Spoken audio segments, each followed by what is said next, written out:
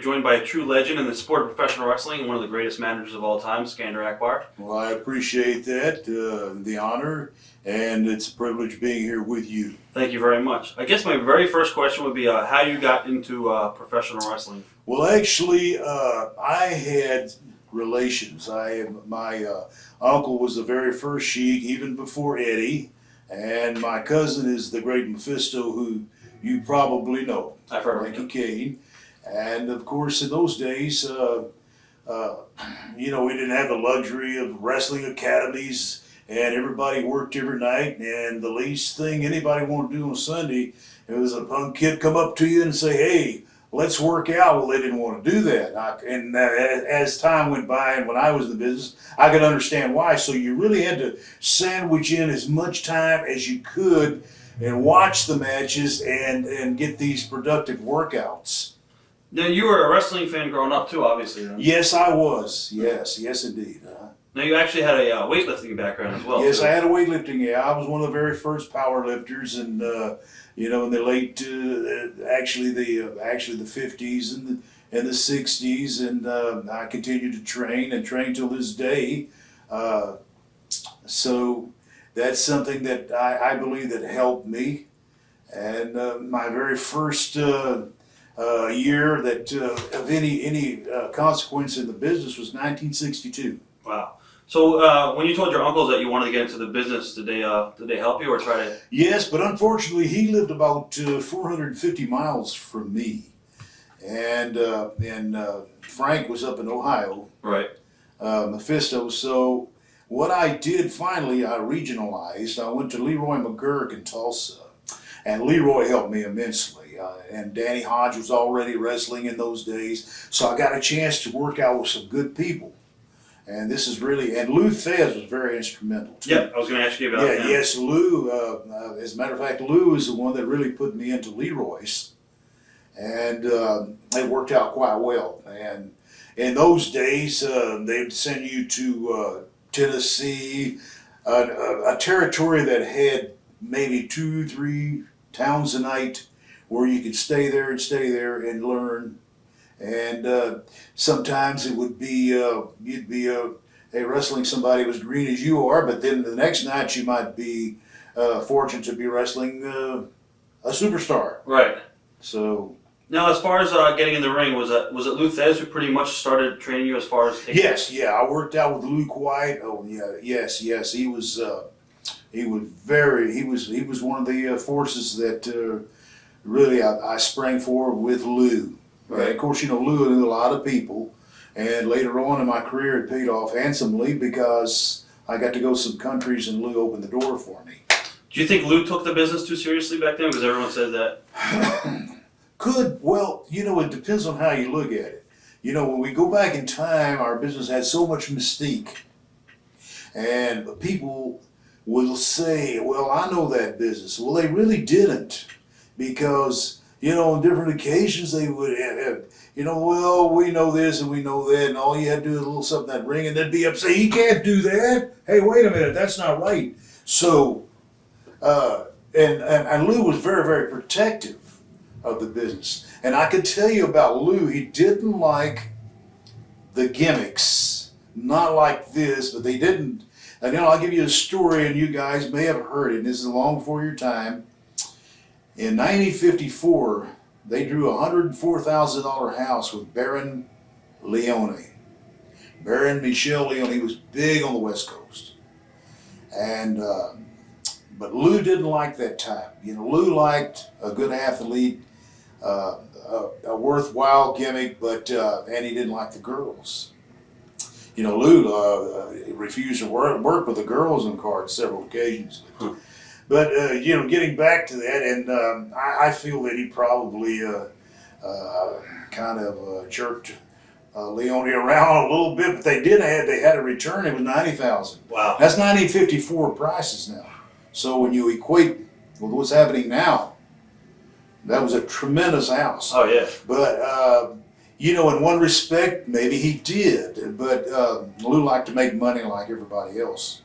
Now, who was it Lou who was pretty much responsible for teaching you the psychology and stuff like that, or was he pretty much just for, you know? Yeah, well, yeah, somewhat. But then as I'd learned crowd psychology as time would go by, and then when you get into territories, like I mentioned before, Tennessee was one. You know, and they had, my goodness, they must have had 120 guys in that territory. And, you know, and maybe 3 out of 5 nights I may get somebody worthwhile that I could learn from. Right. And then again, you know, it might be blind leading the blind, me and somebody else. Right. So, but nonetheless, it was experience, and also it got your you got your feet wet in the business as far as the traveling, what to do. That's a very important thing too. What are your thoughts on Al Haft? Al Haft. Well, you know, my cousin worked for Al Haft. Buddy Rogers really made Al Haft, and I really personally only met him when I was just barely breaking in before he passed away. But Al Haft had one of the best territories in the United States. In those days, Ohio probably, they had several cities over 100,000. You didn't have to leave the state. It was, I mean, it was like a, you know, a proverbial piece of cake. Right. Everybody loved it. What about Jim Barnett as a promoter? What are your thoughts? Jim Barnett, unfortunately, I didn't get to work for Jim that much, but I did work for him on several occasions. Now, he had an ego, but his ego was, you know, word gets around the territory, say, hey, I heard Barnett's Indianapolis kind of, you know, was kind of on its tail a little bit or something like that. And if he would get wind of that, I'm telling you, he would start, we can build this town up. His ego was, don't say that Jim Barnett's territories were down. Right. I know a lot of people that work for him. My friend Killer Carl Cox worked for him quite a bit, and Jim was a good payoff man. He was a good payoff man. Now you also worked Australia, and you worked over there with Danny Hodge, I believe, right? Yes. How was that? Australia was great. I stayed over there 7 months. Wow. 7 months. Did you ever feel overwhelmed working and teaming with Danny at all, or no? With Danny Hodge, how was that experience? Danny was great. You know, I went in 1967. I went back to Oklahoma as a different character, as Akbar. Right. And some people may have remembered, but I wasn't really there that long for them to really, you know, comprehend who I was. But I went back there, and during the course of the time, there was a time that I jumped in the ring and saved Danny Hodge, and that meshed together a great tag team. Only they liked me if I was with Hodge. If I wasn't, they didn't. Because, you know, it's been said so many times, how could Akbar ever be a babyface? Well, you know, it doesn't work out that way. But Danny was a legend in Oklahoma, and you could have a riot with him. And eventually I turned on him, and that was one of the biggest. And actually today, and I go to Oklahoma quite a bit, if on independent shots, I could go to Oklahoma and they'd mention Danny Hodge, and the people would pop. They want him in that other corner. Right. So it never died. Still there. How did you come up with the Skandor Akbar gimmick, and what does it mean? Well, Skandor Akbar is a translation in Arabic of Alexander the Great. You know, you see, you hear the term Allah Akbar, which is God is great. You know, Skandor Akbar is Alexander the Great. In 1966, when Fritz came back, and they were having that little bit of war when Siegel was out of it, and I came through here, and there was a Middle Eastern guy, his name was Ed Halleck, and he was at KRLD for many years and television too. So Fritz went to Ed, and he said, well, and I just didn't want to be chic this, chic that, because everybody else did that. Right. I wanted something else that was a little catchy. And at first I said, well, Skandor Akbar, now a lot of people can't say that, but they did. And it was a little bit of a different twist. You know, we tried to come up with Lawrence of Arabia, but when you translate that in Arabic, it's just too big of a mouthful. Huh. But this worked out great. What was the like in America at that point in time, in like the late '60s, early '70s? How did wrestling change with the cultural change in American society? Well, I can give you an idea of how I experienced it.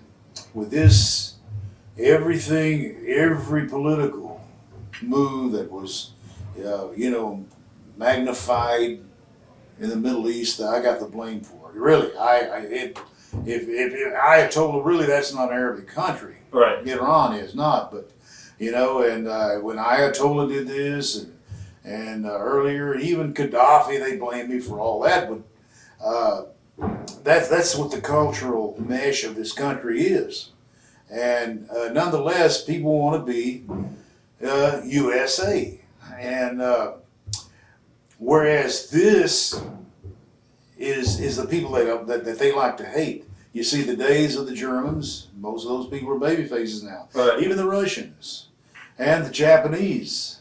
So as far as cultural, I think the Arab situation will always be there because there's internal strife over there all the time. So was there any time early on in your career that the gimmick was like over too much where you feared your safety at all? Somewhat. When this undertaking of this, I thought so many times that because I was so serious in what I did. Yeah.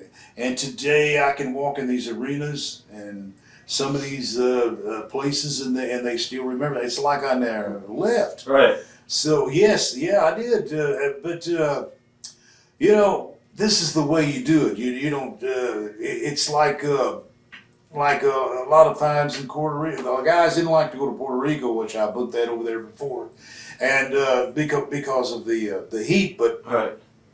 I was with that all my life, and there was a lot of hair-raising stories that happened to me. I'm going to ask you about working for Bill Watts and stuff like that in that territory. So, I guess from there you also worked the Georgia territory, right? I worked Georgia territory. I worked Florida. I worked up in the Pacific Northwest. So many territories. What was Don Owens like? Don Owens was a great guy.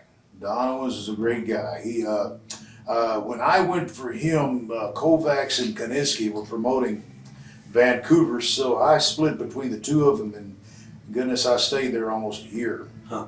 Who are some of the guys you worked with up there in that territory? Well, actually, Bulldog Bob Brown was hot at that time. Stephen Little Bear, Duncan McDavish. Right. Some of the folks watching me, they don't know who they are, but they were regional people, but they were over big. Don Leo Jonathan, he was a big card up there, and never left the area. What were your initial memories of Fritz von Erich?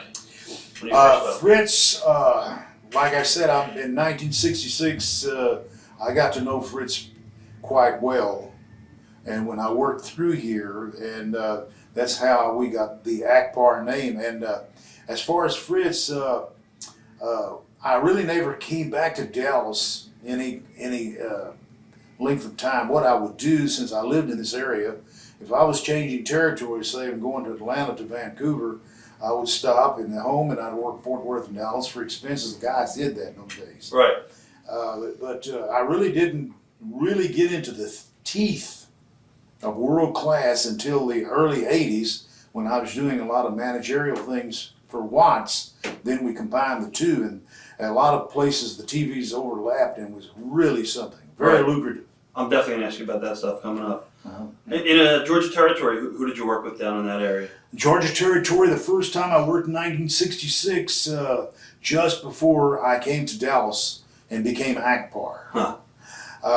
Leo Garibaldi was a booker then, and Ray Gunkel was still there. Don McIntyre had a little piece of it. And I worked Georgia several times. I went back in 1969 and 70 and 72.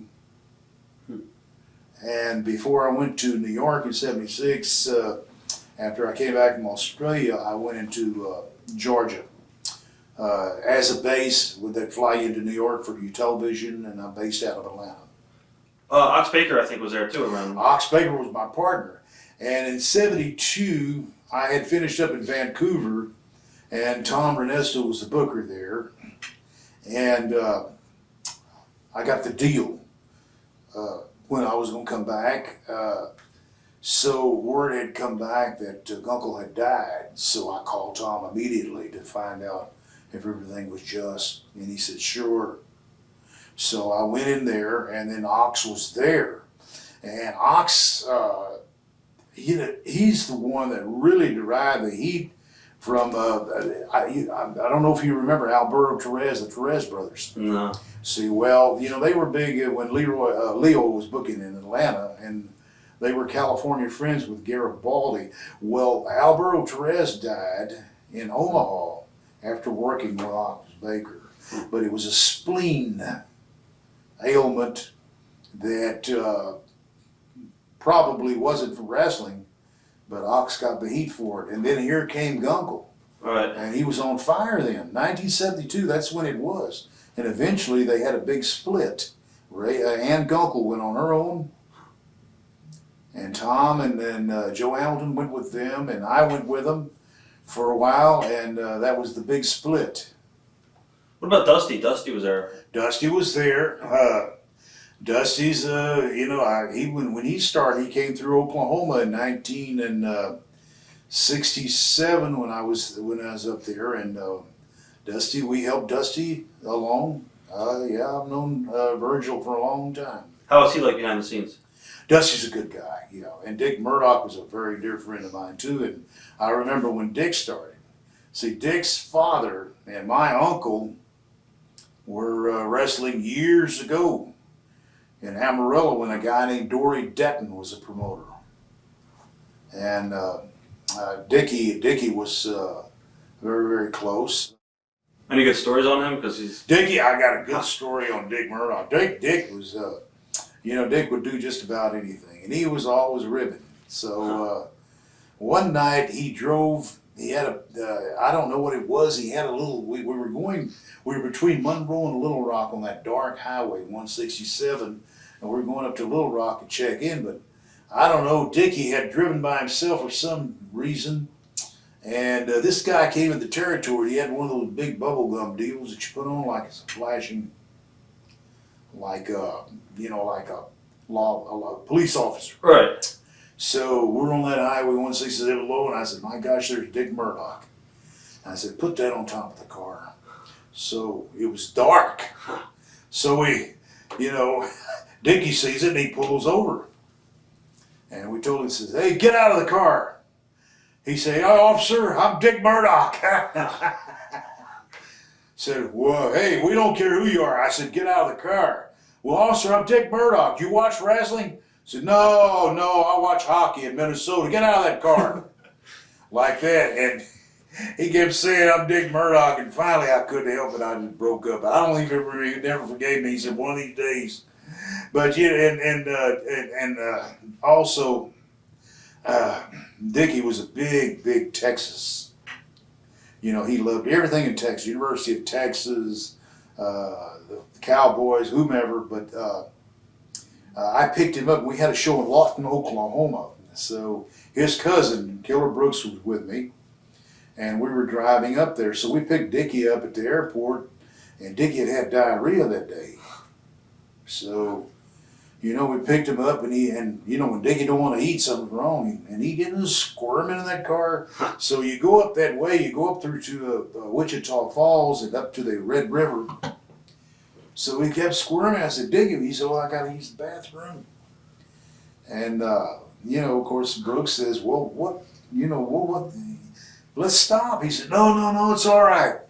So we finally get into a little town called Burg Burnett, Texas. And the Red River's right there. So when he got in Oklahoma, there was a road with a big culvert right there where you could go behind. He said, "Now pull this car over." So Dickie, he pulled that car over, and he went out and took a big dump, and he said, "That's for all you Sooners and you too, you big bucket-headed Bill Watts." That's awesome. So he didn't want to use the bathroom in Texas, so he chose Oklahoma. What about Sam Muchnick? What were your memories of Sam Muchnick? Early memories, and like I was in the when I was in Tennessee, early. They were doing television at the Chase Hotel in St. Louis. Do you remember the history on that? Yep. Very high class, very well done. I was just beginning then, and I would go in there and do the jobs, and they paid good. Then I'd go back to Nashville, and then when I finally went into Kansas City later on, I got to work at the television, and then you'd always get a Hill House show there in St. Louis as being part of that. Sam was a very nice man. He was that was a good payoff, and everything was done first class there. What was the party and the groupie scene like in the 70s? More so than they are now. Right. Yeah. We always called them arena rats, and not long ago I was visiting with Carl Cox in Dallas, and I remember I was on the road with him, and he said, you know what, it'd be nice to let's get us a plaque, have a great big piece of cheese on there, Arena Rat of the Year. That's awesome. Yeah. As far as after Sam Muchnick, now, when was the first time you actually met the original Sheik? Eddie, I never really worked for Eddie that much. Right. But I was on several cards with him, and we are, we're genuine Middle Eastern, So that was always a pet peeve of mine. I know there were several places where the guys weren't Middle Eastern and did this thing here, but I really didn't like that. Right. And I couldn't be an Italian or a Mexican or a Spaniard or anything like that. So, and they couldn't really be an Arab. People have to see that. Sure. Now you worked for Vince Sr. too. Yes, I did, 1976. What was that like? That was good. When they would bring you in, Bruno was the guy, who incidentally was a tremendous man. So I was going to get my shot with Bruno, and Stan Hansen went in there the same time I did, and Frank Goodich, who became Bruiser Brody. Right. So Stan got the shot with Bruno, and they did the old scoop slam, and he robbed Bruno. Remember that? Yep, broke his neck. All right. So, and Bill Apter, and they were all, George Napolitano, they were all up around there with the magazines, and so they called me in the office and said, we got to follow up this angle, which was fine. So eventually what I did, I wound up working with Putski, who was over big time at that time. And I'd go into Trumbull, Greenwich, Connecticut, and places, and really made good money with him, so I didn't have any regrets. The only regret I really had is not working with Bruno, because he was an awesome man. Right. What was Stan Hansen like back then? Who? Stan Hansen? Stan was good. Stan and Frank cut their teeth in that Louisiana territory. And both of them were agreeing, but we teamed them, and they made it. They made up for it in their fire and aggression. Right. And they were, as you know, Stan later on became a big card in Japan, and so did Brody. How was Frank like early on? Frank was Frank. I'll tell you the story on Frank. He was a sports writer. My cousin Doug's gym in Dallas. When I used to come home periodically, Doug called me. He said, I want you to come down here and meet this guy. I think he'd be a natural for your business. And that's when I first met Frank. And Red Bastine was doing the booking in Dallas at that time. And I kind of buzzed Red Bastine about this guy. So they gave him a little, and I could see, even though the guy hadn't done anything or in the ring or anything like that, I could see some tremendous potential. Did he have the look as far as his hair yet, or no? No, he didn't, but right. Just something about him. And they gave him 2 or 3 shots here, I believe, and then we brought him to Louisiana, and we were in KTBS in Shreveport studio. Right. So he hit the arm wrestling deal. And that's how we kind of broke him in. And at that time, we had 3 towns a night. And you could leave somebody on one end. So to get experience, we left him down there on that New Orleans end. And also I showed him how to, and if he was alive now, Frank would tell you is that Akbar showed me how to save some money. Huh. So, and he'd eat those tuna cans. All right, but you know, the thing with Frank, he was one of those I call students of the business. You know, they come in this business to do it, make money, and there's a lot of guys that would back in those days would like a six pack of booze and a girl. Right. So, but you know, students of the business, and in modern days, I have. You know, a lot of guys cut their teeth with me. Bradshaw's my boy, and Steve Austin and Mark Calloway. They were all with me. And you know, if you ask them about me, they'll always say good things, and I keep up with them, and I love them. I'm definitely gonna ask you about those guys coming Sure. up. So, as far as from wrestling to managing, what made you go to switch from? Well, I was wrestling, and you know, I saw the handwriting on the wall in this business: interviews. So I practiced endlessly, the mirrors, grimaces. But when I learned how to talk, see, that gave you the longevity. There's so many guys, and they were great workers in this business, never really learned that. So it became a shortcoming. And the better you do it, the better off you're going to be. Right. And so along the 77, 78, I came back and we had a deal in Louisiana and on that area like that. And what had happened was we did a deal where I got my arm broken, and I came back and managed the mass medics, and I was always the mouth for them, and it helped the longevity, and it was very, very smooth for me. What actually made you decide? You just said, I'd rather manage them. Well, yes, more, but I'd always enter the ring on special occasions. Right. So I always kept myself in good shape and everything. In case this situation presented itself, I'd be there to do the wrestling. Right, right. And it worked out very, very well. And then, of course, you know the story about some of the best in the business with me. Oh, yeah. Was it harder than you thought, getting into the managing end of things, or was it pretty much No, actually, managing was, it's just not standing around. And you have to do the right things. And another thing too is I never was afraid of the heat. You know, Right. I knew you had to make that money. And but there's a lot of guys that manage, and it's very, very dangerous. I mean, you can take care of yourself if you can see in front of you, but if your back is turned, that's a different story. Right. Can you make good living managing on the territories back then? Yes, because you're a part of it. Right. I mean, and the more heat you got, the more your man got. So, at one point in time, they could stick anybody they wanted to. And with me, You got them right over. they're right over. All right. Sure. What are your thoughts on Terry and Dory Funk? The Funks. Dory Funk worked in Amarillo, 65, I believe, just for a short time, and very good. At that time, Terry was just starting, and Dory had about a couple of Dory.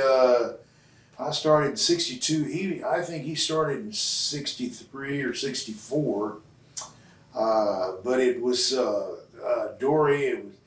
That territory was the largest city was Albuquerque. Right. About 200,000. And remember this: the smaller the city, the more you have to give them, is where it'd be believable, more tight working. In as much as New York, if you peed off maybe 30,000 people in Philadelphia, you got how many? 2-3 more million to come in. So the difference was you had to work tight. Right. And personal issues, because like Amarillo was 130,000, Lubbock, they were the big towns, and Albuquerque was a big town, and we really didn't have a large town. So, and really that was the way it was in Tulsa for a long time until we got New Orleans and Houston in there. Same thing, same concept. Any good rib stories from early on in your career? Oh, yeah. Yeah, they had the Mabel deal. You know what that is. Oh, yeah. Oh, yeah. We did a lot of that. You might want to explain it to people that don't know. Well, okay. Well, the Mabel deal is we all love women. So they'd all talk about these loose women here, and they said, hey, this one lady. But the only problem is, he said, we'll do it at the right time. And you'll say, what do you mean the right time? I said, well, she does have a husband, but he's out on the road, just like you guys are, driving a truck. Oh, okay. He said, man, she's great. Oh, Lord, man. And I remember they told me one time that this would look like Faye Dunaway, and so I wish I like her. Anyways, you go up there, and then what you do is, knock on the door, and there she is. They open the door and everything, and the lights go out, and all of a sudden they burst through that kitchen window like that and fire that gun up in there. Boom! They said, oh my God. And then most people, and I've known a lot of the guys, like Frank Marconi, he was highly religious, and they did everything in the world to get Frank to do it. They said, all right, I'll do it just to satisfy you guys. And he ran to the nearest church and got down on his knees. That's awesome. Yeah. Oh yeah, those Mabels were good, and oh yeah, the new guys had come in, and we had this particular kind of heat powder. All right. And we used to put it down, when they hang their clothes up, get in the razzling trunks, so we put them down the crotch, under the arms, and we'd follow them. They'd be in their own car, follow them out of town, and they wouldn't want to sell it in front of us veterans, see. But we'd get down the road, and we'd see them, and they'd be out there and having their trousers down the side of the road. That's awesome. What about any good road stories from early on? Good wrestlers? Road stories. Any good road stories? Well, yeah. Well, road stories, people always followed us. That was the norm. In the moons, we always, everybody was mooning everybody. Road stories, there's quite a few of them that, I remember Dale Lewis, he's gone now. Dale Lewis was always highly particular about his car. And he had a wreck in Georgia. Instead of totaling his car, it was a Pontiac. He loved it. He went and built it, and he was always, from that point on, I used to ride with him sometimes, and he'd always say, Akbar, he said, they never got all the creaks out of it. I said, well, you should have had it totaled. So Joe Hamilton and I, one time, we took his hubcap off and put some gravel in it. While he was already in the arena, and Jody said, look, this is the perfect time to do it. So we put those hubcaps, that gravel in the hubcaps, it drove him insane, man. I went to Columbus from Atlanta with him. So, and we used to run Milledgeville about once every 12 weeks, and that's the criminally insane, the women's prison. Right. So I went to Milledgeville with him, and I said, Dale, I said, listen, why don't you get out of the car, get on your all fours, and I'll drive a little bit. And he said, I don't know what's coming from those wheels or something. So you can picture this. He's on his hands and knees, and I'm going about 5 miles an hour. And this guy in Milledgeville says, hey, this guy belongs in here with us. Oh yeah, there were so many ribs that they'll come to me. Right. Oh, they had just ribs after ribs. We did it to everybody. But you know what that does is, I think your mind is more at ease, keeps you more loose. Definitely. Oh yeah. I guess, what did you like most about the Texas territories? Well, it was closer to home for me. Texas, as I mentioned before, it was different working concept. Everybody in this area, which became world class and then Mid-South, they loved a personal issue. And those folks know when you're going out there and you're breaking butt, and I mean, you're really getting after it, they know. Right. And this is what you had to do in Texas to get over, because this is what they were used to. And eventually Louisiana, Arkansas, Mississippi, Arkansas, Louisiana, Mississippi, all great wrestling states. And Tennessee was too, and they survived. My goodness, I never was an advocate of scaffold matches. I didn't think they were believable. The thing is, you can have them, but nobody ever really broke an ankle, or so. This is the way I always thought. This is what Lou would always tell me. He said, well, when the people would get home the next day, they'd pop that night, then they'd be around the breakfast table and say, well, hey, you know, logically, really nobody got hurt.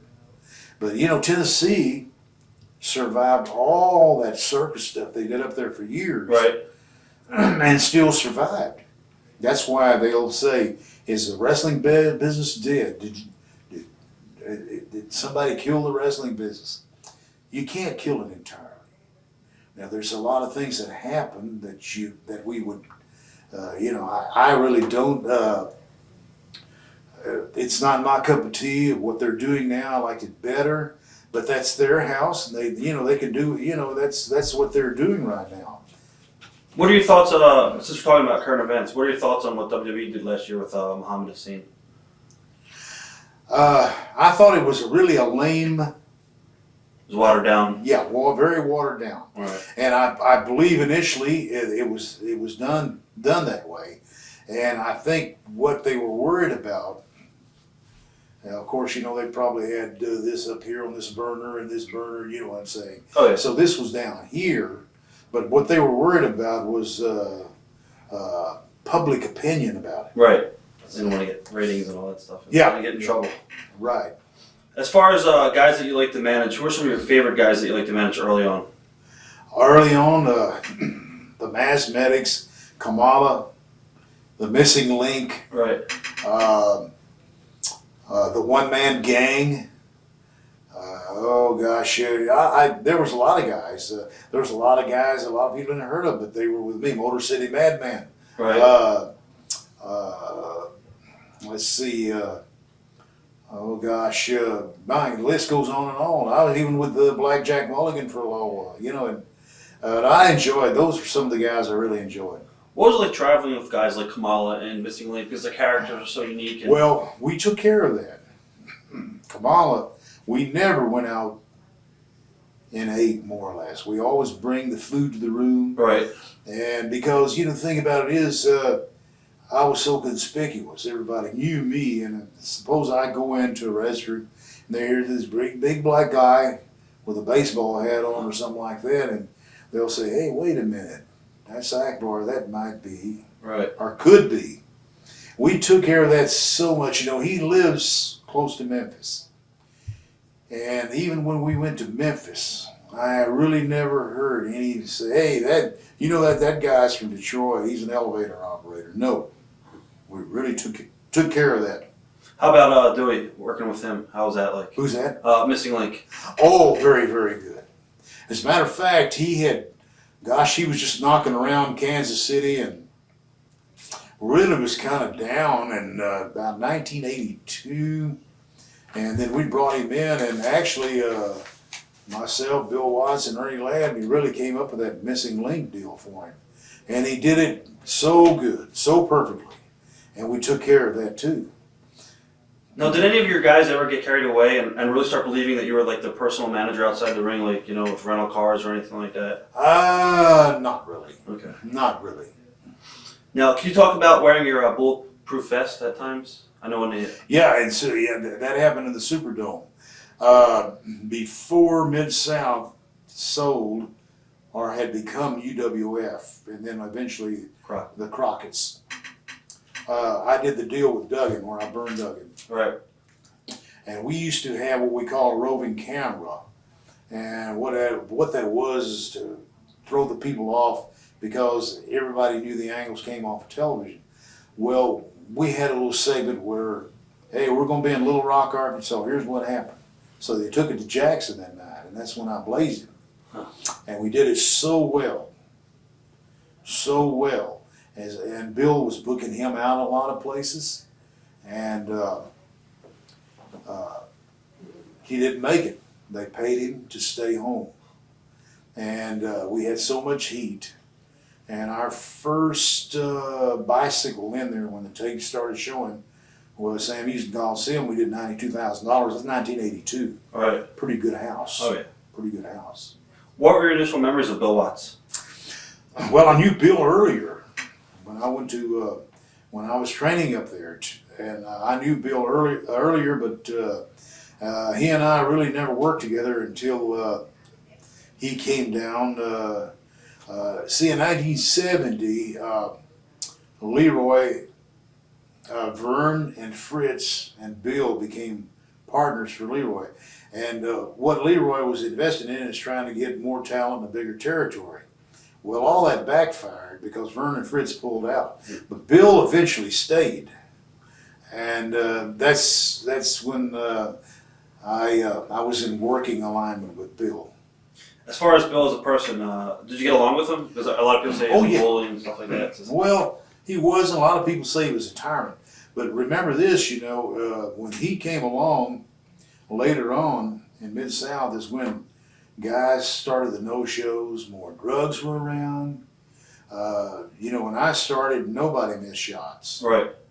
You know, we just didn't have that. You know, guys like a six-pack or something, but we weren't into or anything like that. Right. But, so Bill had to impose these fines, and I think that's where they look back at Bill and say, well, he was a tyrant, he was that, but remember, he had to do that to protect his territory. Right, he wanted a successful company. Yeah, and what he asked out of everybody was, hey, 1 hour ahead of time, and this is what you're giving, and you were making money.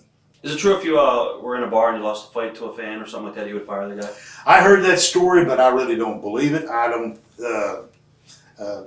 Bill may have said that in one of his rah-rah speeches, but didn't mean it. But Right. You know, the guys that we had, most of them never went in bars. Right.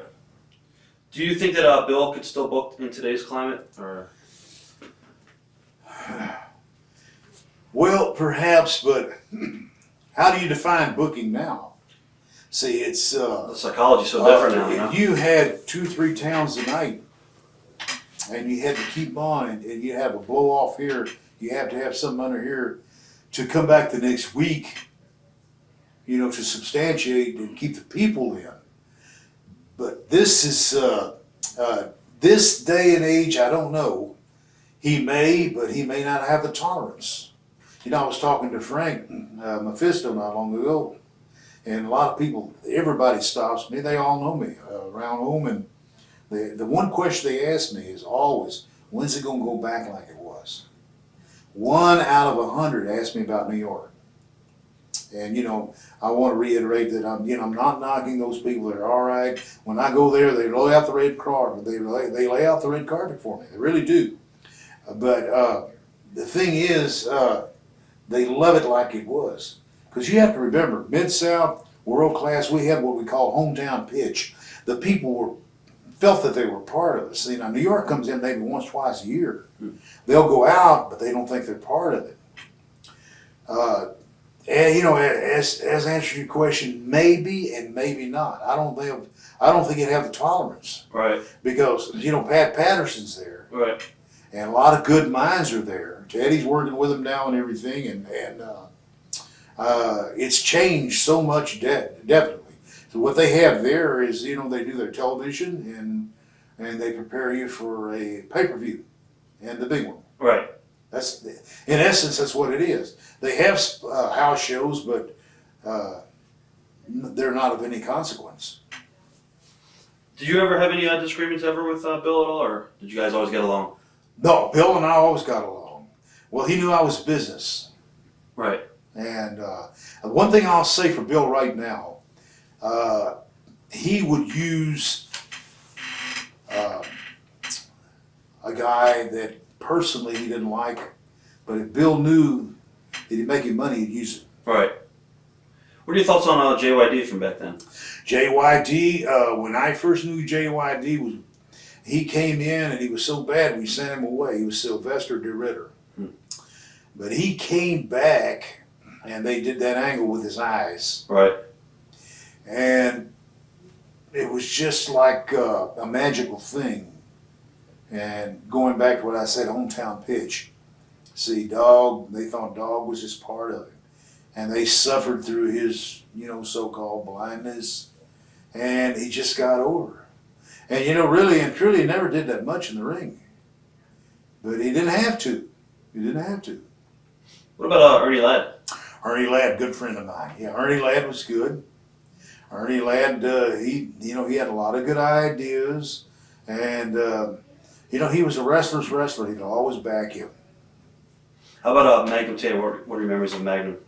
Magnum TA didn't really work around Magnum that much. Kamala and I went into a couple of their bashes and we worked with him. Right. But I liked him. He was a good guy. I really did. Do you think he would have been pretty much the next big breakout star if he didn't get in a car accident? Could have been. If Crockett would have stayed in business, he would have. Right. Crockett was the catalyst there. No, you worked a lot with Hacksaw Jim Duggan. Obviously, you did the big angle with him with the cigar. Uh-huh. How was he like to work with? Great. Great. Jim was a businessman. What about outside the ring? Was he? Oh, yeah. Yeah, he was a nice guy. How about Andre? Because I know he came to the tournament. Andre was good. Yeah, Andre was good. While we're on the subject too, Ric Flair, in 1972, I went to Japan, and here's another good one for him. And Dick and Dusty and Les Wolf, when we took him over there, he was a rookie. Rick weighed 295 pounds. I had some pictures. I don't know what happened to him. Had a burr haircut. And he was a rookie. We made him shave his head.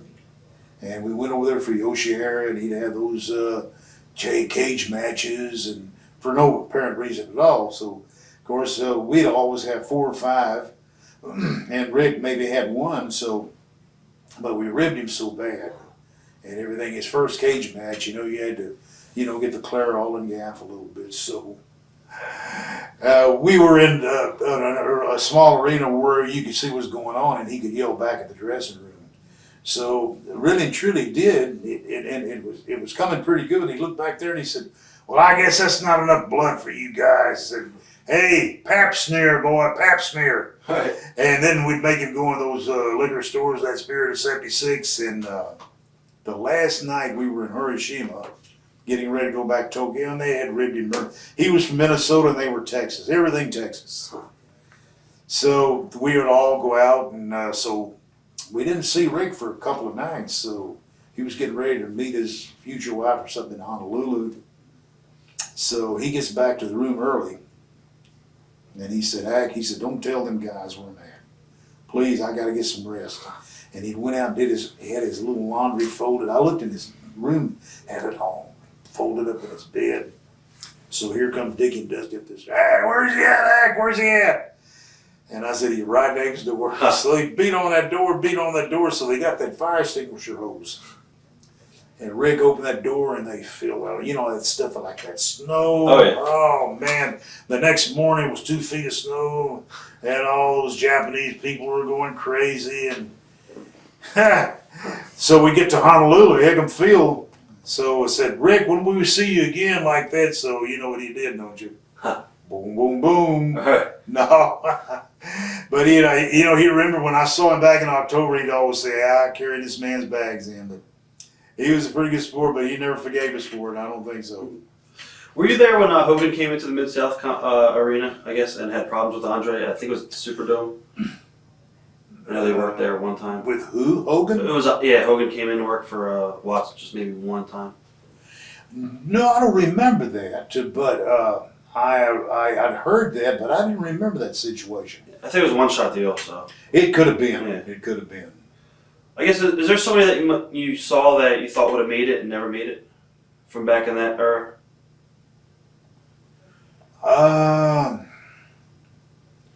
That's hard to say. I'm sure there was.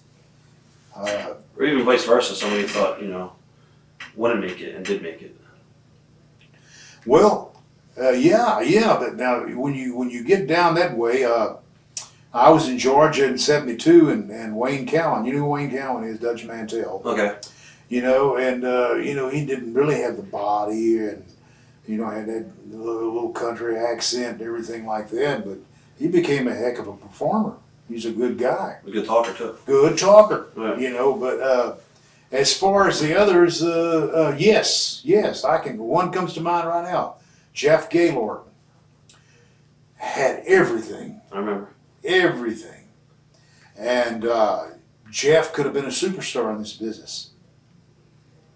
But unfortunately, you know where it went. Right. Never was. They never. They had this new football league, and he got the big bonus, and all of it just went to whatever. Right. So, but Jeff would that was a wasted thing. Working for Bill Watts in Mid-South Territory, what are some of the crazy experiences you might have had with some of the fans? Well, you know, they ripped my tires several times, and they would follow me. And when I had Kamala, especially too, they'd follow. We had a van, Friday and myself and Kamala, and but we knew more or less how to lose them. And but yeah, we have fans. One night in Lake Charles, they hit me with some Drano in my eyes. A big, you know, Drano. Oh yeah. You know, I thought it was acid, but I made it back to the dressing room. So for 3 hours, they washed that stuff out of my eyes. So it was pretty hairy then. As a matter of fact, I was talking to Jim Ross, who I gave Jim Ross his first announcing job when I booked for Leroy in 1978, 79. Wow. When Bill and him split for a while, I went in there and I needed somebody with Leroy up there on the television. And Jim had ran a show, and then he became a referee.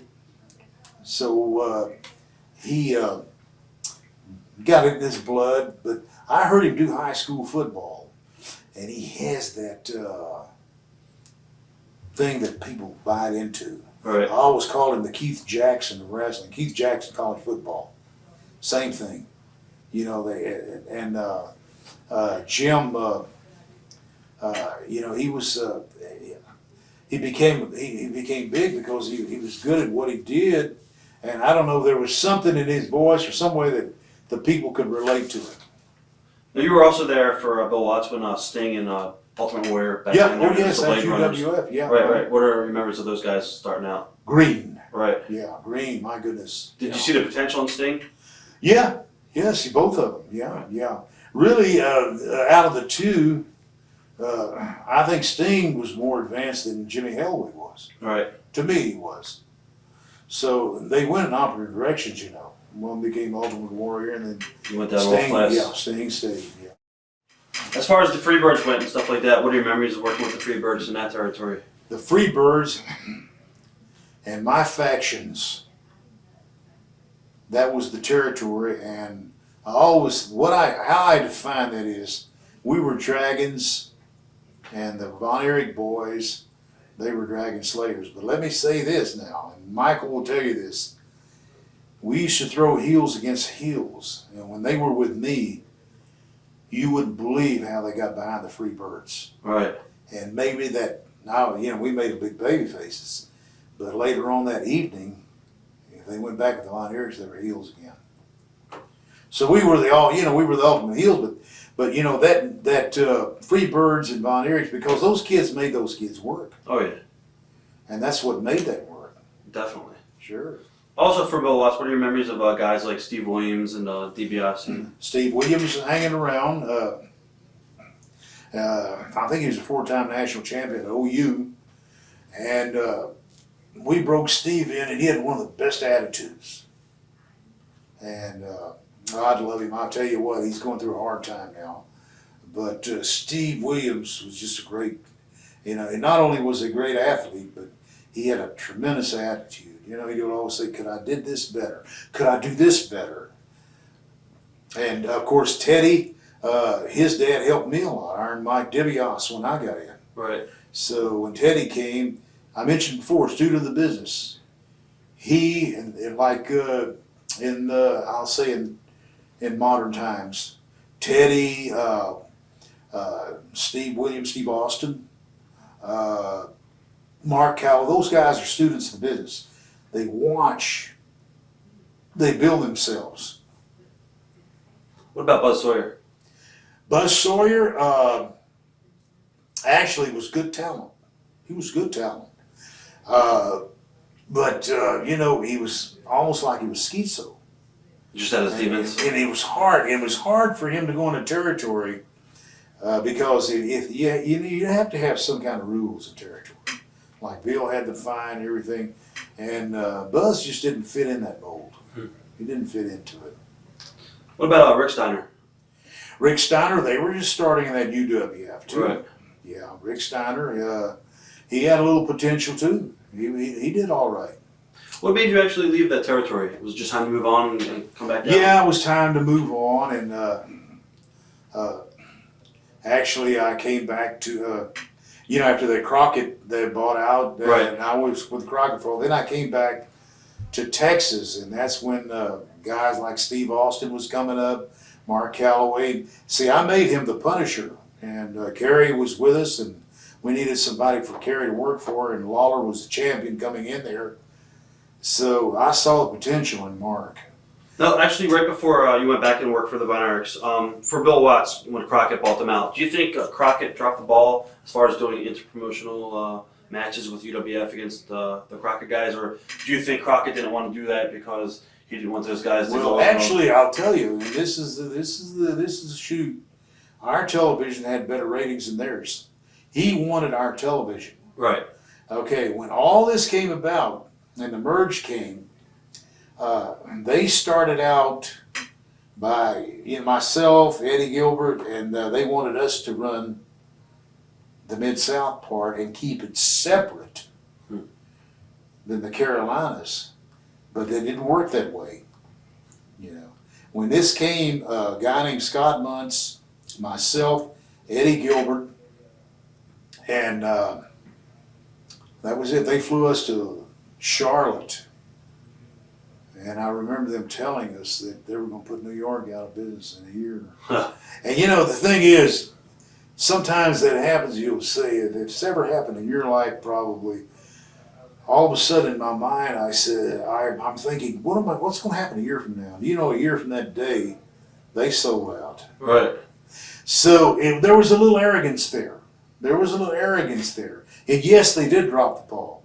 Because if they would have kept it separately, they would have had a war. They would have had a World Series of professional wrestling. But you see, what happened was there was a little bit of jealousy. Right. They dropped the ball, and they came in our television, and that's what he wanted. We had tremendous ratings. Mid-South had good ratings. Do you think it was also the deal where some guys didn't want to do jobs, the Crockett guys being not wanting to do jobs to the UWF guys? Possibly, but you know, that's something that how can you be in this business and feel that way? Right. You know, the great Lou Thesz told me, he said, if you can't lose, you're in the wrong business.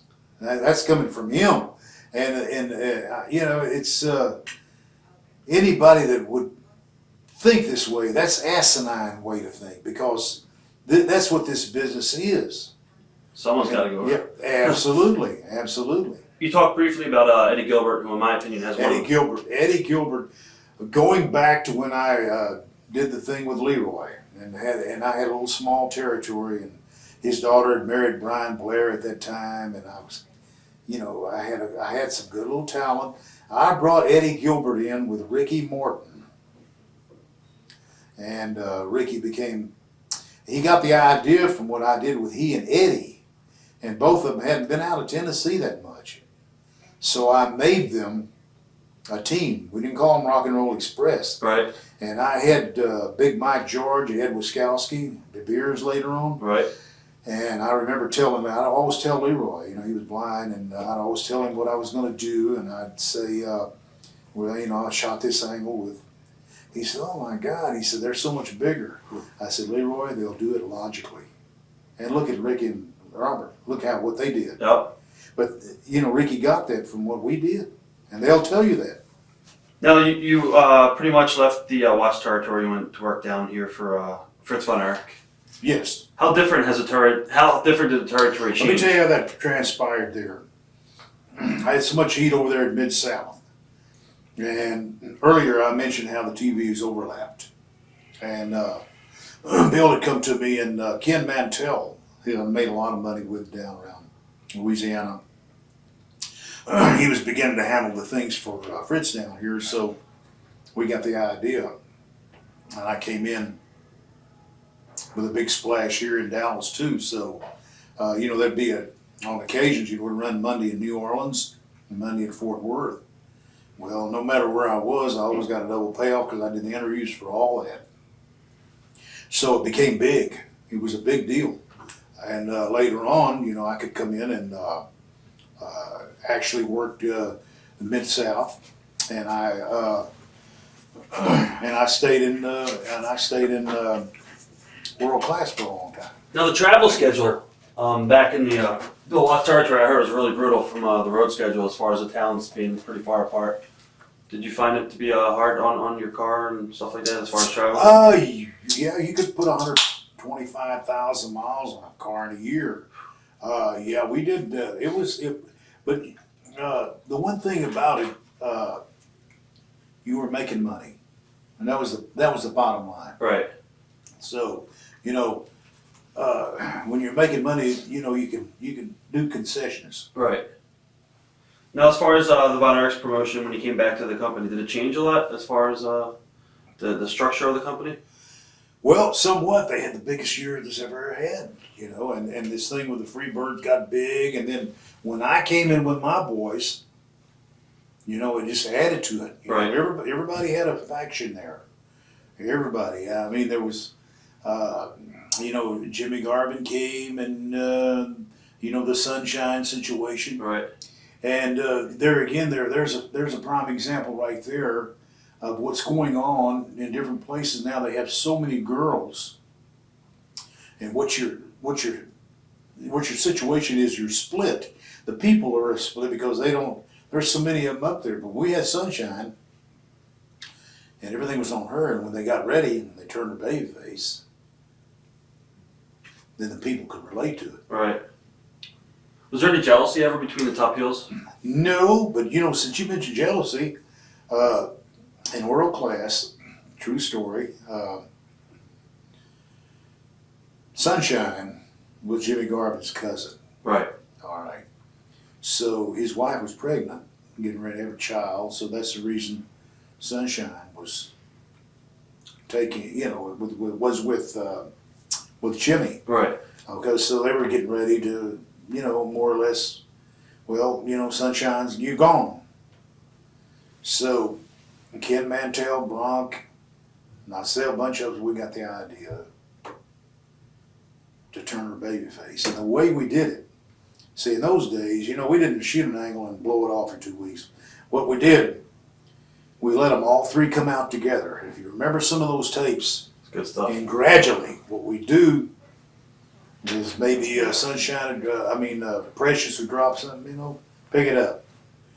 Or when the interviews, they'd shove her to the side. Right. And finally, when the big pop came. But here's how they came about it. David, Carrie, Kevin, their wives were all jealous. We didn't know who we could put him with. Wow. So we put him with Chris Adams. Now Chris Adams came, had a little run with Gene Lewis, Cousin Luke when he was a Mongol. Right. And we just he was just used up and down the card. And where I live in Garland, Texas, they did a 33,500 spot show in 1983. And incidentally, I was in Tulsa, 2 miles from my house. I was in Tulsa getting Teddy and turning Duggan Right. babyface. Anyways, they took care of me on it, but Kamala was in, and they were putting him over in like 15 seconds. So Chris had to do the honors. So he came to Bronco Luge and he told him, he said, hey, if I had a place to go, I'd leave. It doesn't work that way. And Bronco told him, no, you'll be all right. So when Chris's name come up, when he came up, they put him together, and the rest is history. They sold out everywhere. And Chris and Sunshine and Jimmy and Precious. All right. That's good stuff. Yeah. You see, the thing about television, and people were so afraid about doing this and doing the job and everything like that. Another example is Bulldog Bob Brown. I don't know if you ever told that story in Kansas City when Dutch Savage walked out I don't know. away from Bob Geigel. That was a long time before your time, but and they needed somebody. And Bob Brown told me himself. He said, "I lost 97 straight matches, no DQs, 97." He had it down in the diary. And they mentioned the referee up there named Richard Booth. Said, "Let's bring old Bob in because he hustled in the ring." They brought him back, and he stayed there 14 years. So, that's that's just a prime example of what can be done. Right.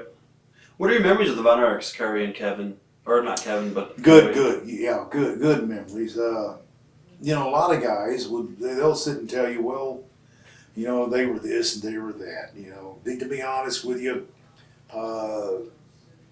long finishes and things like that, they were a little bit lacking. Right. But it was the way that they got in the business. So, nonetheless, they were over so good, and they were the franchise. They were the big dragon slayers here. Right. So you had a spot show, and if one of them got sick or wanted to make the shot, all you had to do is put that name in there, and you got it. Right. Nobody complained. Were they out of control? A lot of people that we've done interviews said, "Oh, some were." Maybe on some occasions, but they were out of control spending money, and I'd tell Kevin then myself, and of course, there's Personally, or the father as a company spending money on the business. no, they just personal, Right. and I think Fritz had regretted that. We were pretty close in the last days too, and for instance, Kerry made $250,000 when he's 18. That's including all of his repertoire, his pictures more or less, Right. in wrestling. And at 18 years old, his first year in the business, he made $250,000. It's amazing And money. that's a lot of money. That's Right. like, you're talking about 1979, 78, 79, 80. But, the thing about it is, the old timers always told me, when I broke in this business, he said, "Son, you could be in a good bubble. And that bubble will be like this, but someday it may burst." And that's what happened to the Von Erich bubble. And Fritz wanted the boys to take it. A lot of guys had given their right arm for that opportunity. Because Dallas was just, it was just there. Who do you think was the best worker out of the bunch? David. David. Yeah. That's what everybody says. Yeah. David went to Florida. He learned the other side. He was on the other side of the fence as a heel for a while. A good interview. And had David lived, I think he would have taken that office. But really, Kev never wanted it. Did you manage Kevin for a little bit? No. Okay. We started to do that thing, and it really never came about. Right. But we were going to do a little bit of a twist, and it was like a double cross. Right. What was the difference, I guess, between working in World Class and working in Mid-South? Bill was a little tighter. Bill ran a tighter ship. However, the two territories complemented each other. They were very similar in operations, and both of them were on fire. They were on fire. Who else did you like to work with down in Fritz Von Erich's World Class promotion? Did you know Gino at all? Gino Hernandez or no? Yeah, Gino was there. However, I loved when the boys, when my boys could work with the Von Erichs, but also the heel matches were unbelievable. Right. With the Freebirds. Right. Now, you know why? Because everybody believed it. That made sense. That's what it's all about. Kevin Von Erich in the ring, a lot of people say he's really stiff and stuff like that. Kevin was he's a magnificent athlete. He had tremendous balance. As far as being tight, perhaps he was, but everybody was. Going back to how it was down here. But David was a master. Right. David was good. Do you have any locker room stories about the Von Erichs? I've heard classic ones with Kevin with the buzzsaw with the cat and Kerry tying his shoelaces together and stuff like that. I've got one good story. I've got several, but one comes to mind. And matter of fact, I was telling my friend on the way up here, Kevin started wrestling in boots. But if you'll notice, Kevin, if it's warm enough, he'll be in flip-flops. He hates shoes. Right. Hates shoes. So Fritz gave him the opportunity to wrestle barefoot. He didn't want it, but he did. So he was wrestling barefooted, so Kerry wanted to do that. He wanted to emulate that. So in those days, Fritz never came to the tapings unless we were getting ready to do Texas Stadium or something like it. Just, he didn't come to Fort Worth on Monday. He didn't come to Dallas on Friday. But he'd watch at home. So Kerry wrestled barefooted. So, he called him there. I told you only he said, I told you only Kevin and his family wrestled barefooted. Okay, so the next Friday we were in there doing that world class taping. And Ken Mantell was there, I was there, Bronco Lubitsch, we were sitting there watching the monitor. So Kerry, they all had 2 or 3 pairs of shoes, everybody did, but he bought to the matches what he brought to the matches 2 right-footed boots. So, they were no good to him. And he said, God, I don't know what to do. So he's going around and he asked this guy had some shoe polish, black shoe polish, true story. So he's sitting there and he's painting his feet. True story. Right. Painting his feet. And then Ken and I asked him, what are you going to do? He said, on the monitor, I know Dad's going to be watching. He said, if I have this black, he'll think I'm wearing shoes. Not till old Ken Mantell fainted. And oh my God, we lost it. Right. He went out there with that black shoe polish. That's a good story. It is a good story, but it's a true story. Do you think Fritz put a lot of pressure on his kids to wrestle? Yes, he did. Because I know Mike and Chris, pretty much, they didn't want to be in the business. And No. As a matter of fact, I volunteered for Mike. I put him over. Right. I'm the one that, and he was comfortable with me. I said, I'm going to do 2 or 3 basic things. And I got to know Mike, and he said, Ike, he said, I never really wanted this business. He loved music. Right. And Chris wanted it as bad as anybody, but Chris just didn't have the physical attributes. You'd never know he was a brother.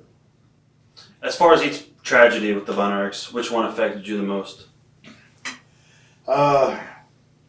Probably, most likely Kerry, because, and they all did. I felt bad, but I couldn't go to the funerals.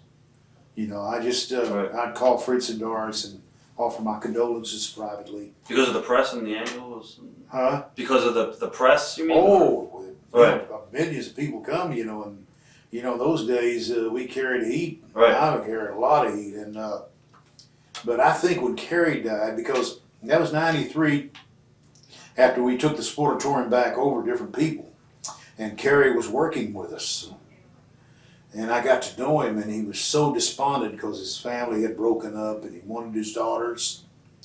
And when this happened with Kerry, and here's another deal too. That morning that it happened, it was in February, and I hadn't seen Fritz in a long time. And I called him. I called Bronk. I said, let's invite him down there. So we invited him down, talked to him, and I said, how are you feeling? And he said, I'm feeling so good, it's scary.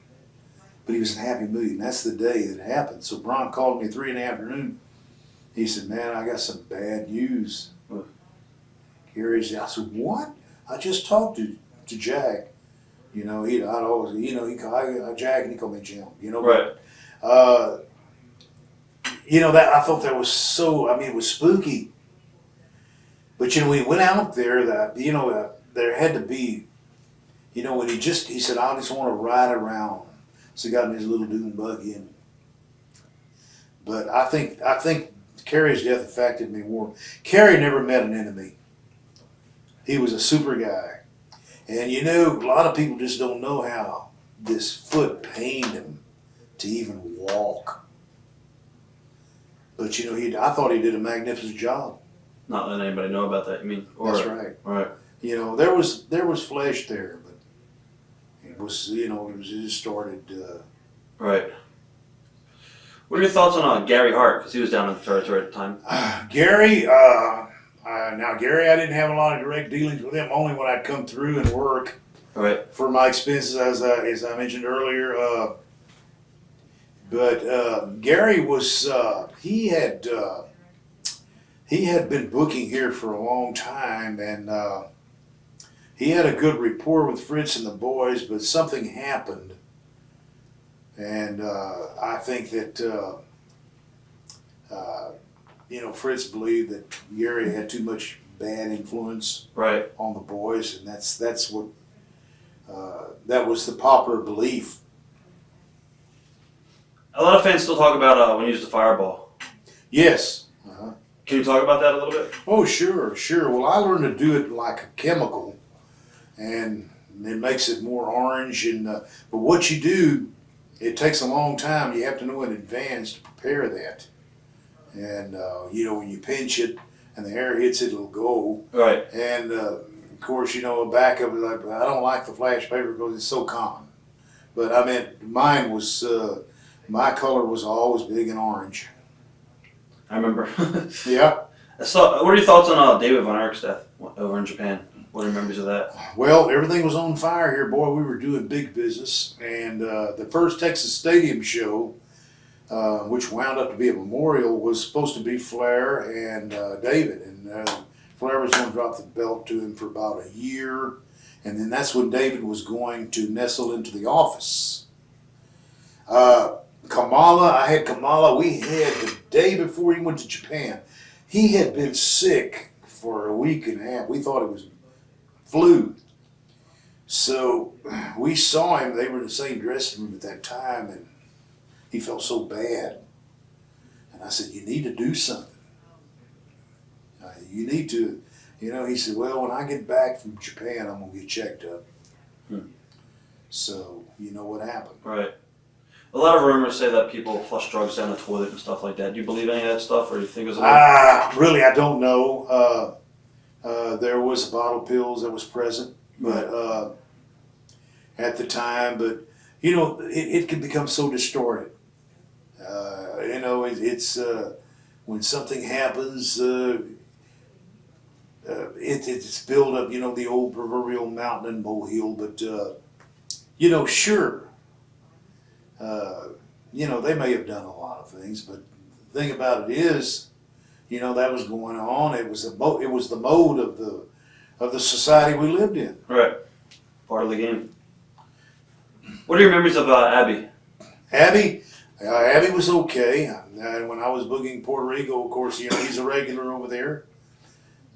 Abby was all right. He was, he was a businessman in a sense. That was his thing. He didn't do a lot, but people liked him.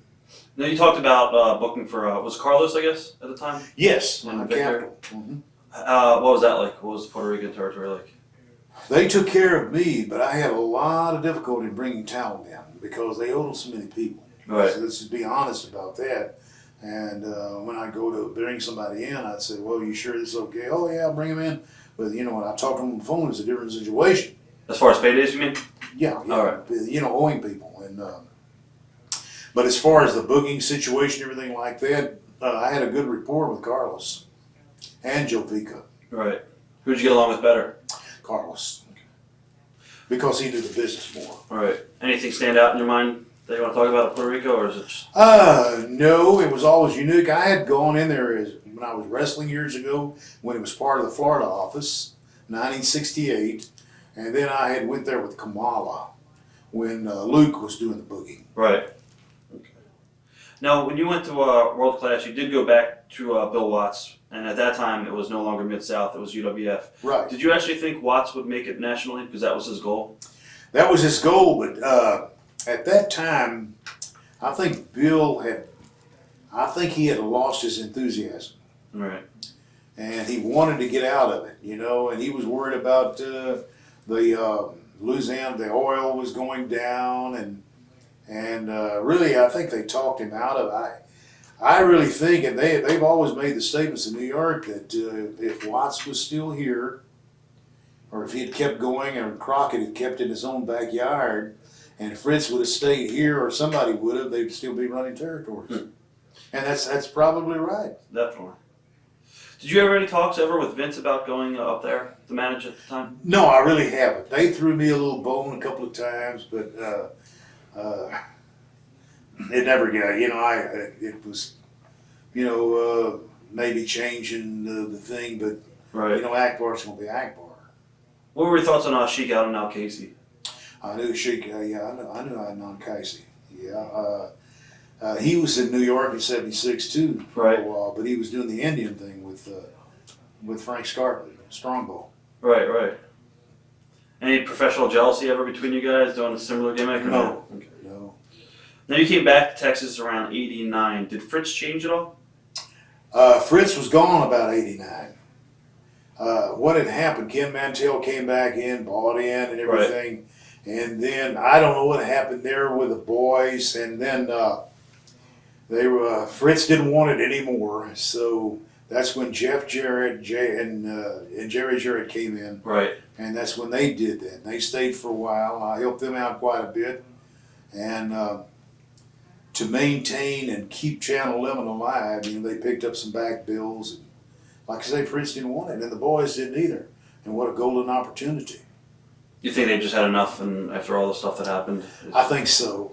And they had so much so soon, and their life was, other than a few things, problems, but their life was, my goodness, they never wanted for anything. So, consequently, I don't think they really wanted to go through all that. That's what pretty much led to the downfall of World Class, you think? Oh, yes. Yeah. By '89, it was different. We called it USWA for a while. Right. And everything. But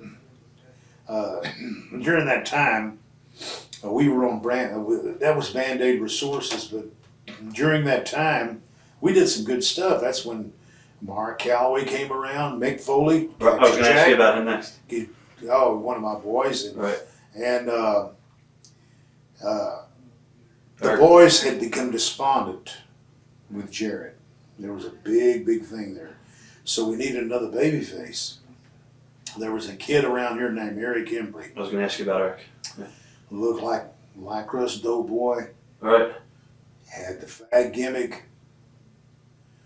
And Bronco and I said, man, we need another baby face because the boys just weren't, they didn't make their shots. So we mentioned Eric Embry.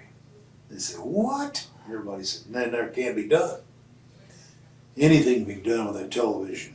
Anything. You can put a 100-pound sack of manure on there for 12 weeks and they'll start riding in. What is it? Right.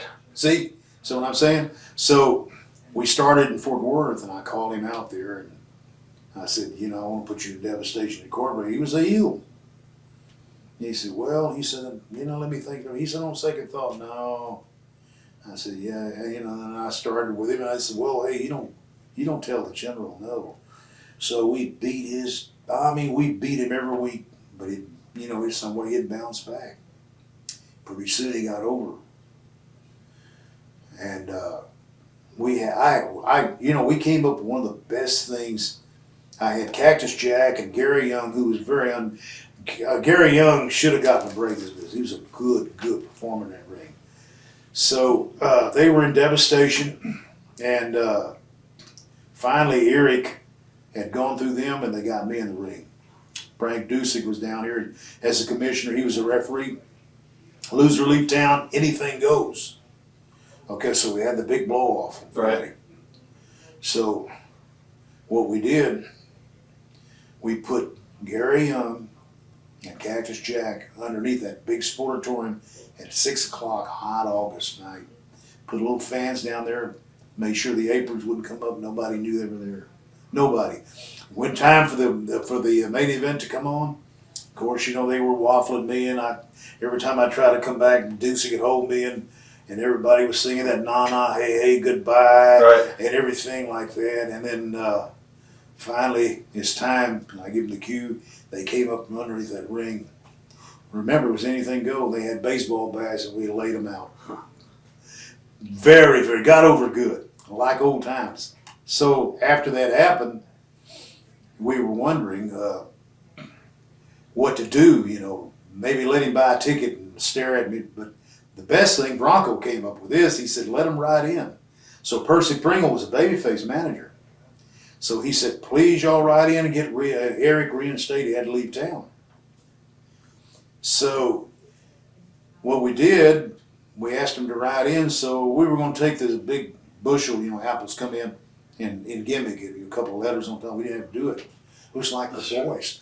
That mailman made a remark and said, my God, this mail's just like the boys. I was like, but it was made. You can do it if you do it the right way. I guess you also got involved with, I think it was Texas All-Star Wrestling at the time? Texas All-Star? Yeah. Oh, yeah. Mm-hmm. What are your memories of that? Now, Texas All-Star Wrestling, that was, is that San Antonio? I think it was. Yeah, oh, yeah. I was down there for a while. Butch Reed was there, I think, maybe for a little bit. Yeah. I was down in there, and Kamala was there with me. Brody worked there, too, I think. Yeah, Brody was there.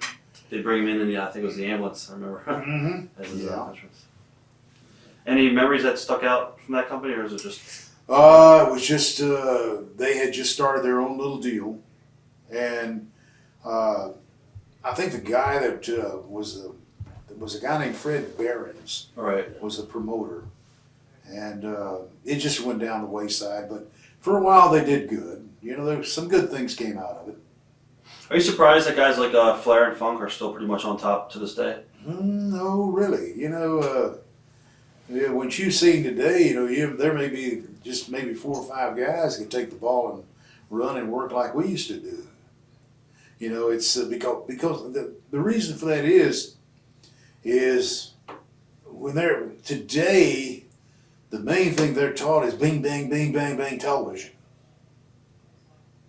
So what's missing in today's business is crowd psychology. A lot of kids don't know. I could bring them up you could bring them up like an orchestra leader. Down, bring them back up, down. Kids can't do that nowadays. Very few. It's all spots. That's right. Very few. What are your thoughts on Raven, Scott Levy? I haven't watched it that much. Did you know him at all when he worked for Global? Yeah. Oh yeah.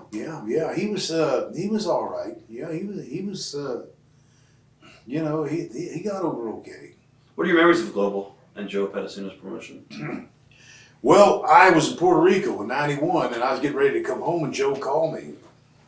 So what we did before I went in there, they kept talking about the boss. Right. So I came in differently with the suit, the whole works, and everything. But I didn't come on the scene till about 2 or 3 weeks, 4 weeks, and we did it the right way. And Joe had some money behind, but I think really what they did, they spent so much money, this investor's money, the wrong way. And that happens. They happen. For TV, you think? XWF down there. Yeah. See, I knew that I was going to, they wanted me to be a part of that. And that was the Jimmy Hart thing, right? Yes. Yeah. Well, yeah, and Greg and all of them were in it, but Greg didn't have much say-so or anything like that, but this guy from Dallas named Walter Cook, he put a lot of money into it. He's got a lot of money. But he soured on it then because, they open those big offices down there, everybody's on weekly guarantees, nothing coming in. Right. See, and I know they had a spy telling New York where they're going to run because they book ahead of time and what have you. So, but I've seen that. That's called that strife within. Right. I've seen it hundreds of times in this business. I guess a lot of guys talk about booking being a thankless job. What are your opinions of that? Booking, I'll tell you one thing, it's an endless, and it is, and I've heard it become, sometimes it's a thankless job. It's a thankless job, and it depends on who it is. When Bill took over down there, really a booker was only a helper. But with Leroy, and Leroy would, you could book as long as you told him what you were going to do, and of course there'd be a time that he'd disagree and everything, but, it's like a thankless job.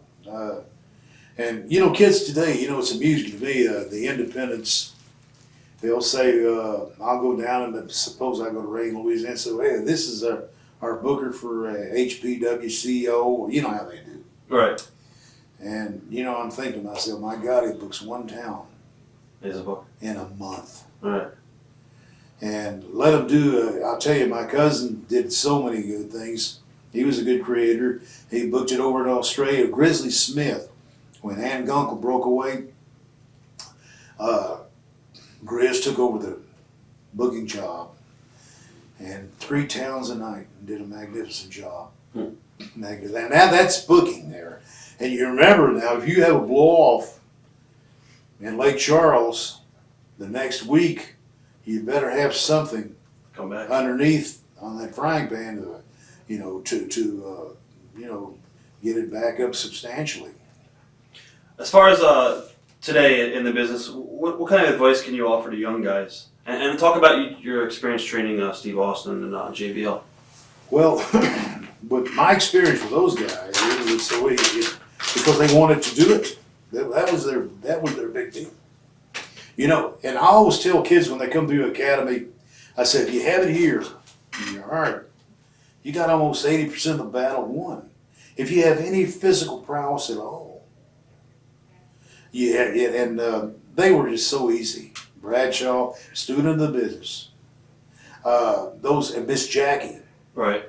Never took a bump in her life. She's at Doug's gym lifting weights and came over to the ring and asked me. But they wanted to do it. Students of the business, they watch everything, they make sure that everything's on an even keel with them. And what was the other question you had? Steve Austin. Oh yeah, Steve Austin was the same way. Oh yes, yes. Now Steve Austin made a lot of trips with us, and he'd ask questions. What advice, I guess, would you give to young guys looking to get into the business? Well, first of all, you have to be on it like you want to level with them in as much as there's not territories anymore. They have New York. You've got some good independents. You have the one TNA now. Right. So you have to level with them that way. So this is the way I pitched to them. I said, you never know. You can make New York, but even if you do this for a conditioner and do the independent shots, you're way ahead of the average guy, and they like it. It's pretty much like going to school at college and Right. graduating Right. from WWE. There's a lot of guys in my academy that just do that, and you know they'll work the shows that we do around home, but you know they realize, well, I'm not going to go up there, but it's part of a lifelong dream that could be, it's better than not doing it at all. Right. I guess, what are your thoughts on newsletters and the internet? Really don't like them. Think it ruin the business? Well, you'd lose all your mystique, and of course everybody will say, well, when they announced it was an exhibition and everything like that, but I'm still kayfabe, and I still like to segregate my heels and baby faces, and I do. In my shows, I do it. I really don't like a lot of the newsletters. I really don't like the internet that much, but in some ways, it will aid you in what you want to do, but a lot of ways it doesn't. Do you think the business is going to turn itself around again? Well, it goes in cycles, let's face it. But as far as coming back like it used to be, I don't know. Maybe there's a slim chance. But you remember this now. Who's going to do the manipulation? All the brains and the guys that did it in those days are all dying. Right. The magic's getting lost. Right. I guess, do you think male managers can still get over in this day and age? In a lot of the Latino sections, he would. But right now, I don't think he would. I'm talking about male managers. Who did you think I was? Who? Male managers. Do you think? Oh, I'm sorry. I thought you said Bill Mascaras, but No. male managers. Yeah, male managers. Yeah, if they do it right. But so many of them will go out and like these independent shows and do 100 things. You don't have to do it. You do at the right time. That one defining moment is what you learn to do, and you get a lot of heat. Right, less is more. See, a lot of guys, and a lot of guys will be with a guy, and in a squash match, he's beating his opponent down and everything like that, and the manager takes a shot at him. What good is that? You take the shot at him when your man's in trouble. Right. Simple ABC. Less is more. I guess, what do you think the business is at a decline today? Why do you think that is happening? Too much rehash of what's going on. Not enough finishes in the middle of the ring. Too many run-ins. Right. See, you look at the United States, you look at America, what do they have? Winners and losers. Football, baseball, hockey, basketball, winners and losers. You have to have that. Eventually, you've got to have somebody. That's why in the big blow-offs, the baby faces more or less all would go over in a cage match unless he was leaving or something like that. And you put that heel over, but you have to compensate. And you go to these independent shows, and my God, they might have 8 matches. They might have a barbed wire, a lumberjack, a chain, all in one night. Right. I told one of them one time, I was in Louisiana, I said, my God, you got 5 years in one night. You just wasting all this. And no finishes. Not one finish. That's true. I've seen it. You've got to have it. As a former powerlifter, do you think that the business today places too much emphasis on size and look rather than ability? It did for a while, until they came back with the cruiserweights. And I think everybody may agree that the big powerhouses are still the thing, but the cruiserweights and whatever, they're adding a little bit to it. I think you've got to have a package. If you're on national TV, you got to have a package. It's actually nice to see Trevor Murdoch. He's finally getting a push. Yeah. Harley's kid. Oh yeah. He's got a unique look. So, what are you doing today in the business? Let's talk about your school. Well, I've got my academy. It's in Mesquite, Texas, a suburb of Dallas, and I do shows, and I work with a lot of people in Texas, Arkansas, Louisiana, and Oklahoma, and I do make special appearances. Just before Christmas passed, I went to Muskogee, Oklahoma for what are they calling there? Ultimate Fighting, but I was a guest there, and when I walked out there, everybody came to me. What do you think about the shoot fighting stuff? You think that's going to be the future? What you could do, now they had 3,000 people, and Mark Mason promoted that. He's done a lot of good wrestling stuff, and he wanted me to come up there and make that. And what you could do in that is, right now it's a little hot. You could run in a sizable city once a year and do it, but you couldn't run it. Right. What if you add storylines into it a little bit and still keep it in, as far as a shoot, keep the actual matches, shoot style, but add storylines into it? Do you think that would work at all? Sure, because see, they have the ones I saw were 3 rounds and governed by the boxing commission. Right. They had the sanction. What they do is they go out there and they blow up in about a minute. So, there was applause here, there was applause there, but it's gone. Right. Some of them, if they're not in shape, they're jello in a minute, and they're gone. What are some of the things that you miss most and least about being in the business full time? I really like the traveling. I love the mystique that we had in those days, the respect we had in those days, and we had it too. Have you ever refused a job ever or no? No. Okay. Any regrets? No. I can look back and there are some things I would have done differently, but as a whole, I do it just like I did it. Right. No, I don't really have any regrets. I do have regrets of not going into one particular territory that I probably would have done better, but I stayed and I didn't do as good. But those things, every guy in this business has ever been anything in this business has gone through that. Does it ever bother you at times when Vince would bring back a legend and make like a full out of him or something like that? Well, what's projected there, and